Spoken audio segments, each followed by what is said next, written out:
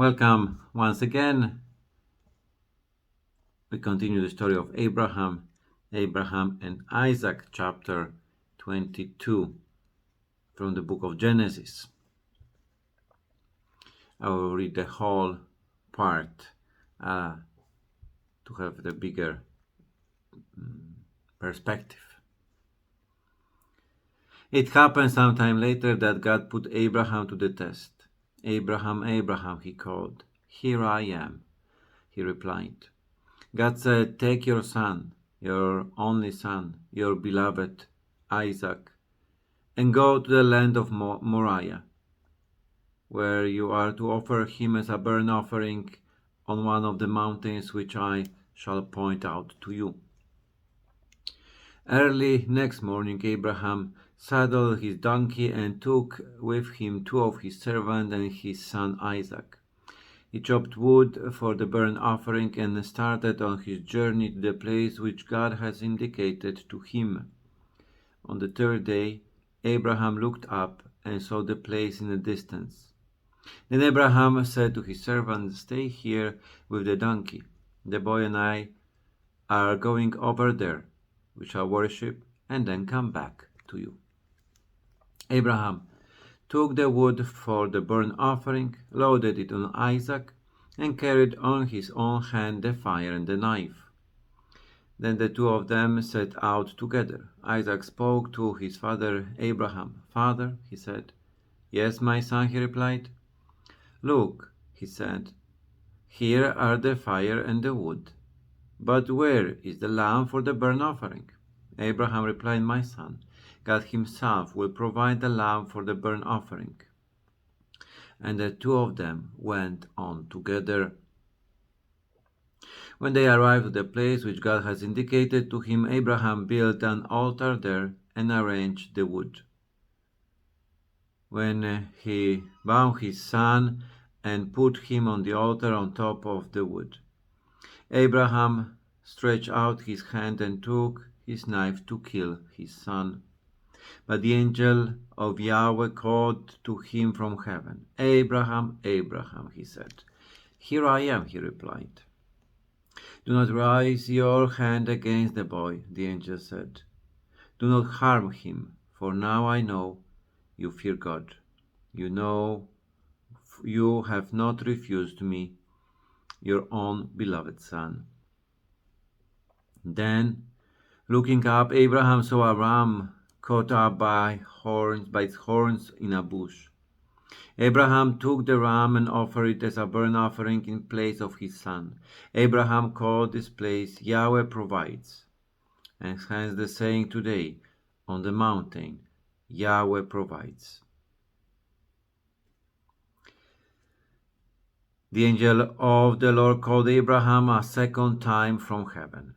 I swear by my own self, Yahweh declares, that because you have done this, because you have not refused me, your only beloved son, I will shower blessing on you and make your descendants as numerous as the stars of heaven and the grains of sand on the seashore. Your descendants will gain possessions of the gates of their enemies. All nations on earth will bless themselves by your descendants because you have obeyed my command. The word of the Lord. Thanks be to God.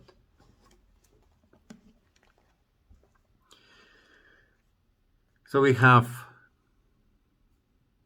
very powerful chapter. So as we already said, Abraham is called to go out and sacrifice his son, his beloved Isaac. And we see it is said the story very dynamic. Early next morning, Abraham started his journey. Early next morning. So Abraham is not thinking too much about it. He's not allowing. We see that this test is the time when we see Abraham passing it perfectly. So in the past, many times his own reason was an obstacle. He started inventing and saying maybe that's option, maybe this is what God meant. No, here we see Abraham who is going right away. not allowing his own thoughts, his own flesh, his own affections, emotions to take part or to take, to influence his decision if to do it or not. He just obeys. So then we see Abraham arriving to the place, saying that the boy and I are going over there. He said to his servants who accompany him that they will go to worship and then come back. So we see here Abraham as the one who is, expressing really his faith, and that strong faith that they will come back together. The letter to Hebrews will say that Abraham reasoned that God could even raise the dead, and so in a manner of speaking, he did receive Isaac back from the dead. So speaking about the faith of Abraham, the letter to Hebrews underline that the faith, the true faith, is the faith in resurrection. That is the faith, is of the sacred night of Easter, of the night of Passover, the faith of that night. Faith which is, really, experience or touching this mystery from death to life. And this is already in the first book of the Bible. Fantastic. So to see, also Isaac, who is in this time around 37 years old. So he's not a little boy, he's a man carrying the wood, because probably there was a lot of wood to carry for a burnt offering. So we, fathers of the church, we see in this wood, the symbol of the cross. So we see these two elements of this true faith, the faith of the church, that through the wood of the cross, salvation comes. So there's many stories or catechetical explanation, but is here seeing, it's Isaac as a man, an adult man. It is to see that it is his own decision as well.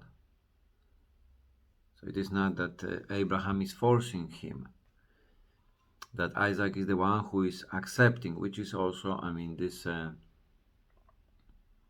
image of God the Father, who is sending his Son, and Jesus Christ, who is willingly entering in this mission, this passion on the cross, and through the cross to the resurrection, that is willingly doing it. Jesus Christ will say on some place that nobody is taking my life away from me. So here the same to see. Of course, the Hebrew text is a little, maybe, it's not easy ever to translate, but he's saying, look, there was the question of the boy, here are the fire and the wood, but where is the lamb for the burnt offering? And the answer of Abraham is translated here, my son, God himself will provide the lamb for the burnt offering. And that makes sense from the context of the story, that God is the one who provides a ram here for the sacrifice. But this sentence could be translated as well as the grammatical rules allows. They're saying, God himself will provide my son as a lamb for the burnt offering. So that could be already translated that it is Abraham not saying my son, comma, and explain the same thing, but trying to tell him that it is you whom God provided as a lamb sacrifice. And to see that from then, Isaac is accepting it. He's not running away. He said there's two of them went on together. So as well, they could go physically as walking, but could be that they went on together in the sense they agree. They decided to do it together, to go on to make that decision. So, I mean, Hebrew language is allowing this different approach as read when proclaimed. I mean, hopefully that's exactly that is opening the imagination, this dialogue there. But despite the fact that however we translate it, it is that they are both there. They are both there, and God is the one who, yes, to know the heart of Abraham, and now I know that you are ready to sacrifice your own son. So you are ready to give me everything what is the dearest to your heart. And then we see that this sentence there, that the Lord called Abraham a second time. I mean, why second time if we see that the Lord is calling to Abraham many times? But it is said second time because it is reflecting the chapter 12. When the first time God came and gave him the promise of the descendants and the land and the blessing, here the same, the second time, confirming that all what have been promised to Abraham will take place, that he will be having many descendants, as numerous as the stars of heaven. Then there will be, the gates of his enemies will be his, which means that will be, that he conquer the land, and then the nations will be blessing themselves by Abraham and his descendants, and saying, I will do this because you have obeyed the word, in the sense of trusting, obeying, as we said, really to submit someone to the word which comes from the mouth of the Lord. So this is the story of Abraham. Of course, there's many other elements which we couldn't speak. This is so many beautiful aspects, but to see, we are encouraged to know more and more the story of Abraham, because he is our father in faith. He is this image of true faith, the faith which is reflecting the faith of the night of resurrection. So in the descriptions there will be the reference to the letter to Hebrews about Abraham's faith. And once again, encouragement to come back to these passages, to start reading Genesis 12, 13, 14, 15, so on, so forth. Then 23rd we will have about the tomb of Abraham and Sarah, and then there will be story about Isaac, and so on, so forth. So amazing passages, very rich, and also reflecting our lives, reflecting what the Lord is calling us to do and how to follow Him. May God really bestow blessing upon you. Have a great day. God bless.